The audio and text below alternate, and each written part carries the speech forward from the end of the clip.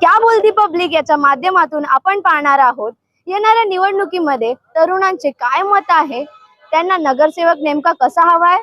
सत्ता कोई भी आए, लेकिन पिछले 5 सालों में 10 सालों में जो पहले तो 5 साल पहले का इलेक्शन कैंसिल हुआ था ड्यू टू लॉकडाउन।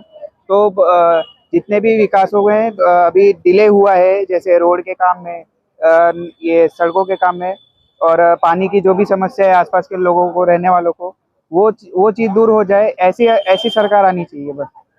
पक्ष कुठलाही येऊ दे, पण जी मेन काम आहे ती झाली पाहिजे। जसं की रस्ते, खड्डे खूप आहेत, खड्डे आणि प्लस बसेस लेट येतात, रिक्षावाल्यांची दादागिरी चालू असते, परत ट्रॅफिक, हे सगळे काम व्हायला पाहिजे।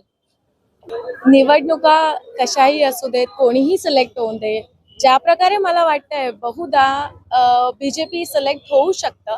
आणि जरी बीजेपी सिलेक्ट झालं तरी त्यांचं काम तर अत्यंत ग्रेटच आहेच, पण माझं एवढंच म्हणणं आहे बीजेपीच्या फिमेल कार्यकर्त्यांनी जरी थोडंफार लक्ष दिलं ना की वुमेन सेफ्टी किती जास्त महत्त्वाची आहे, त्याच्याकडे थोडंसं लक्ष द्यावं, एवढंच माझं म्हणणं आहे। काय सत्ता कोणाचीही असो, पण ऍक्च्युली त्यांनी देशाच्या विकासासाठी मूळ प्रयत्न केला पाहिजे। त्यांच्याकडे जेव्हा पॉवर येते त्यांनी त्यांचे एफर्ट्स टाकून या सगळ्या, म्हणजे जसं की आता तुम्ही बघतायत की रोड्सवरती खड्डे वाढले, त्यामुळे ऍक्सिडेंट होत आहेत, धूळ वाढली आहे, पॉल्युशन खूप झालंय आणि त्यामुळे हेल्थ हजार्ड्स खूप लोकांना इफेक्ट होत आहे।